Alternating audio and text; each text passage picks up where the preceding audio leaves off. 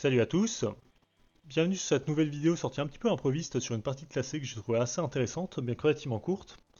On est sur une nouvelle saison de compétitif, donc nouveau MMR, c'est l'occasion de jouer des divisions pas forcément top tier. C'est le cas pour moi de la 5ème DB, dans le sens où c'est une division blindée qui est relativement limitée par son matériel léger, notamment les B2 qui ont beaucoup de mal à trade contre des chars plus lourds, par exemple les T80BV et les Abrams, en plus d'être susceptibles à des one-shots de front de la plupart des missiles lourds du jeu comme les TO2, les concours SAM, les 1000 en 2. C'est une division cependant qui est assez fun à jouer dans le sens où il faut être très agressif avec et tirer parti de sa mobilité pour réussir à tirer son épingle du jeu contre des divisions plus lourdes. Malheureusement, on va avoir un match-up assez compliqué aujourd'hui. On est sur Death Row, qui est une map pas très large malheureusement, donc c'est pas une division qui favorise beaucoup la 5ème DB. Par exemple, Airport, c'est vraiment une très bonne map pour la 5ème DB. On peut courir un petit peu partout, faire des incursions, prendre du terrain rapidement. Et en plus, on va tomber sur Fortitude Fence. Donc Fortitude Fence, qui est un très bon joueur, qui s'est distingué sur les derniers tournois auxquels il a participé en arrivant assez haut. Il a fini top 10 de la dernière saison de Ranked, donc c'est un joueur assez expérimenté pour le coup. Et on tombe en plus contre la 11e cavalerie qui est sa division signature pour le coup. Il la joue beaucoup, il la joue très bien. Donc c'est une division lourde en fait, sur une carte où il sera facile de poser en fait des verrous qui va être problématique assez rapidement pour le coup. Si je veux en fait réussir à durer plus de 20 minutes sur cette partie, il va falloir que je fasse une percée initiale assez importante pour le coup. Pour prendre du terrain et surtout faire du dégât au matériel pour retarder le plus possible cette masse critique de Abrams qui va se former. Et du coup, par rapport à cette vision, il y a trois dangers potentiels. Le premier pour moi, c'est l'opener aéro. Donc il peut très bien venir en fait avec des cobras, un hélico de reco et des A10 pour venir me raser de la carte tout simplement. Contre cette ouverture tout simplement, j'étais TRM 2000 Tarasque que j'ai positionné un petit peu sur les trois axes principaux. Pour 35 points en fait, on a un autocanon antiaérien qui est vraiment très performant, surtout contre les cobras. En quelques secondes, ils se font abattre, donc c'est exactement ce qu'il me faut. Dans le pire des cas, si jamais au moins la reco aérienne est abattue, je peux me retrancher en fait dans les forêts, dans la profondeur des forêts pour couper les lignes de vue pour que les A10 ne me détruisent pas mes chars et attendre, dans le pire des cas, 1 minute à 1 minute 30, le temps qu'ils aient plus de carburant qui rentre chez eux, tout simplement. Le deuxième danger, et c'est plutôt lié au patch malheureusement, c'est les ingénieurs dragons. Donc pour 40 points, on a une escouade lance-missiles qui surperforme actuellement à cause d'un bug. On a un splash radius, donc en gros quand un missile touche votre char ou passe à côté, il explose. Et autour de cette explosion, il y a un rayon de stress et de dégâts, mais surtout de stress, qui est de 50 mètres pour les dragons.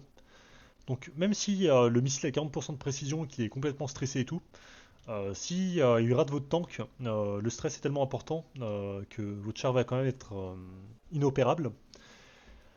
Et le deuxième souci, c'est que les dragons 1 ont 320 de stress, là où les dragons 2 sont à 160 en suppress subi. Donc c'est pas anodin 320. 300 c'est pile ce qu'il faut en fait pour étourdir n'importe une unité dans le jeu, que ce soit un tank ou de l'infanterie. Pendant 3 secondes, l'unité inopérable, elle ne peut pas se défendre, elle ne peut pas bouger, elle est complètement inversée de votre adversaire.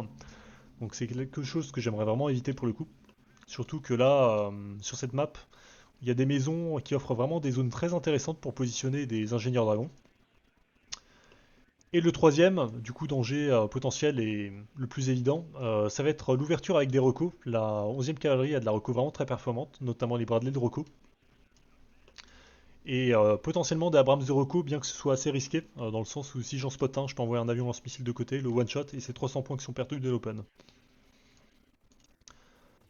Par rapport à ça, du coup, mon ouverture est assez légère sur les côtés. Sur le côté, j'ai des VBL Milan qui sont vraiment là pour one-shot la reco et les éventuels transports. Je me doute que vu sa division, il va pas essayer de m'attaquer sur le côté. En tout cas, c'est le pari que je fais. Si je tombe sur un Abrams de reco, je vais lui mettre un missile, vu qu'il a qu'une optique de qualité bonne, lui mettre un missile, me replier et le traiter plus tard. Et le plus important du coup avec cette ouverture, c'est vraiment que je fasse une belle percée initiale pour prendre le plus de terrain possible, que je devrais défendre en gagnant le plus de temps possible contre les Abrams qui vont forcément m'écraser avec la durée de la partie. Là je fais une ouverture un peu bizarre avec les commandos dans le sens où je prends le contrôle de ce bâtiment pour servir de verrou. J'accompagne de gazelle canon pour le protéger en fait contre les Humvee M2HB. Donc ils ont une mitrailleuse lourde. Ils disposent de 3500 mètres de forward au lieu de 2400, ce qui leur permet en fait de se positionner beaucoup plus agressivement, d'abattre potentiellement les hélicos de transport et de tuer les escouades à l'intérieur. Donc je vais pas me servir des gazelles canon, mais ils auraient pu le protéger dans ce cas-là. Aussi abattre les transports pour l'empêcher de prendre trop vite le contrôle des bâtiments. Par exemple, un Milan 2 ici serait un souci pour moi. Je vois un Hawk, j'essaie de l'abattre avec les gazelles canon, qui était plutôt en position. Celle-là l'était pas, celle-là devait pas être très loin, mais elle s'est fait abattre par le F-16 malheureusement. Et là j'entrevois en fait ce qui m'attend tout simplement. On a deux Abrams donc, qui sont positionnés de manière très proche, donc clairement on va avoir un blobbing et la couleur est annoncée pour le reste de la partie. Hein. Il va prendre son temps, il va sortir le plus d'Abrams possible, il va tout m'envoyer en même temps. Il y a des Milan, enfin des mardeurs à 3000 ans, c'est pas anodin non plus dans le sens où c'est pas un IFV qui est non plus fou, mais à 17 d'AP en fait, c'est pile ce qu'il faut en fait pour tout shot mes B2. 17 d'AP, 9 d'armure, ça fait 8 de pénétration. 8 de pénétration, 2 missiles, c'est un tank qui part. Donc c'est un matériel à respecter quand même, malgré tout. Je vais essayer de prendre un peu de terrain, de surtout tuer les escouades d'infanterie pour pas qu'elles se positionnent dans le bâtiment. Je vois un A10 qui vient vers moi. Malheureusement, je suis un petit peu à découvert, donc je vais devoir cramer une smoke.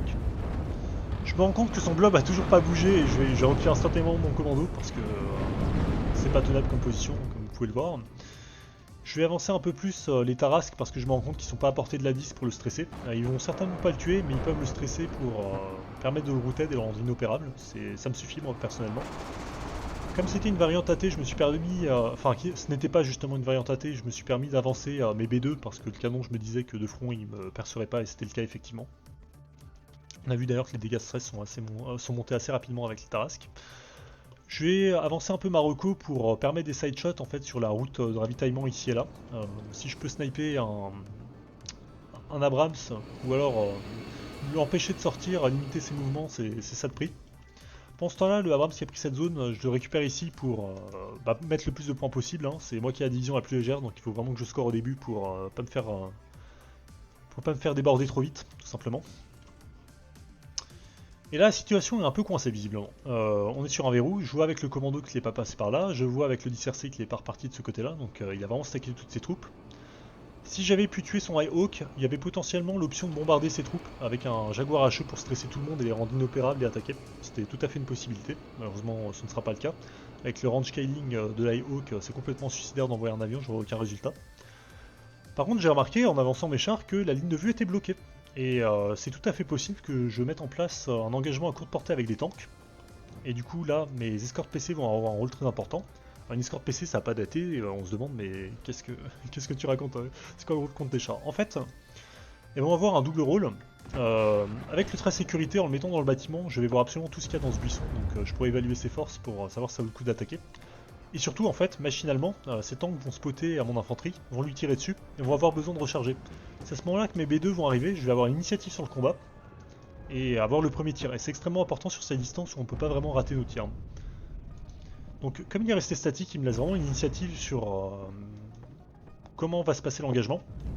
Et là, c'est une réaction un petit peu surprenante, dans le sens où il smoke direct en voyant les escortes PC qui sont vraiment pas en danger pour le coup. Il avait peut-être peur que ce soit une escouade lance-missiles, je sais pas. Quoique l'icône est assez différente quand même. Et du coup, il me laisse le plateau. Et là, c'est une erreur supplémentaire, dans le sens où, bon, l'engagement aurait été favorable pour moi peut-être, mais le plateau c'est encore pire de me le laisser. Parce que juste pour revenir, pour contrôler le site, il va devoir revenir vraiment sur des engagements à 200 mètres, sauf s'il avance avec de l'infanterie, mais l'infanterie de la 11e cavalerie étant ce qu'elle est, c'est vraiment pas fait pour, à 5 gars, tanker des autocanons de B2 qui vaporisent complètement des escouades qu'on a pu voir ici, hein, très rapidement, espace d'une seconde ou deux. Donc le plan n'a pas changé hein, pour le coup, hein, on envoie les escortes PC en premier, pour tanker le tir et faire venir le reste. Je me rends compte du coup qu'il y a une erreur de positionnement qui est faite, dans le sens où son matériel léger à l'arrière, ce qui fait sens hein, pour du matériel de soutien, on veut le mettre derrière les tanks qui prennent l'aggro. Le problème c'est que comme on est sur un plateau, on voit en premier en fait le matériel à l'arrière, donc le matériel de soutien avec des Milans qui pouvaient être intéressants se fait éclater sans que les Abrams puissent aider. Et du coup là, tout va jouer sur cet instant là en fait. Des chars lourds contre du char léger, Si je me fais percer, j'ai plus rien. Si je tue des chars, c'est vraiment du temps gagné pour plus tard. Donc là on peut voir le side shot impitoyable qui détruit son tank de commandement. Ça me rend vraiment service. Derrière, ah oui, bon, c'était des munitions pas très intéressantes. On a quand même un trade pas super favorable. Là on a perdu 3 blindés contre un seul. C'est très moyen, hein. C'est très moyen pour le coup. On rééquilibre du coup en termes de points, on a égalité en termes de points, 2 blindés contre 4, ces blindés sont 2 fois plus chers que les miens. Là il a des M1 et CAF qu'il veut surtout pas perdre parce que c'est pas remplaçable, c'est seul tank de recours à 290 points quand même. On est tellement proche que malheureusement les anti-tanks on leur place. Là c'est le side shot à bout portant, one shot, c'est pas négociable. J'ai un tir croisé entre deux chars, et bah sur ce, la partie est jouée. La partie est jouée dans le sens où il a plus rien à part des escouades assez médiocre finalement avec un lance-roquette pas très performant. Il n'a plus de missiles, il a seulement du Marder Milan à sortir. J'ai deux B2 qui vont venir renforcer ici pour reprendre la défense extérieure du site en les positionnant dans ces fourrés là. J'ai des grenadiers voltigeurs qui arrivent parce que là déjà je suis sur un confortable plus 6. Le but ça va être de l'embourber en terrain urbain, là où sa division est vraiment très faible pour le coup, il n'a pas tant d'infanterie que ça. Si je conteste le site, je suis sur un plus 8. Si je le récupère, je suis sur un plus 10. Donc c'est assez monstrueux. La partie joue en quelques minutes pour le coup. J'ai d'autres renforts qui arrivent derrière. J'ai prévu la réponse panique des Cobras qui se fait généralement quand on a une avancée assez rapide d'un adversaire et qu'on n'a plus rien sur le terrain. On envoie des taux Cobra pour envoyer un missile pour juste zoner en fait et stopper l'avance. Donc les Tarasques vont venir pour s'occuper d'eux. Et mon adversaire va finalement reconnaître la situation dans laquelle il est et se rendre assez rapidement suite à cet engagement qui était vraiment décisif pour le coup.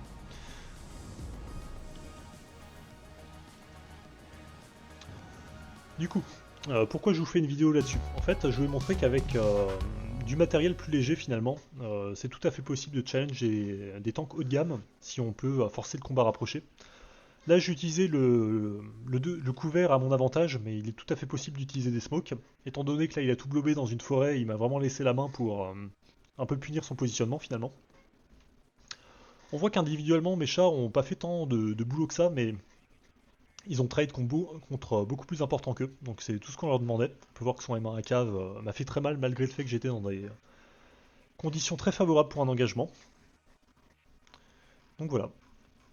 C'était à peu près tout. Je pense que je ferai sûrement d'autres vidéos si je trouve des parties intéressantes, ou même pour montrer un petit peu comment je joue certaines divisions. Là, je repasse pas mal sur la 5DB parce que c'est la division avec laquelle j'ai commencé le jeu tout simplement, et j'aime beaucoup son style de jeu, malgré ses limitations.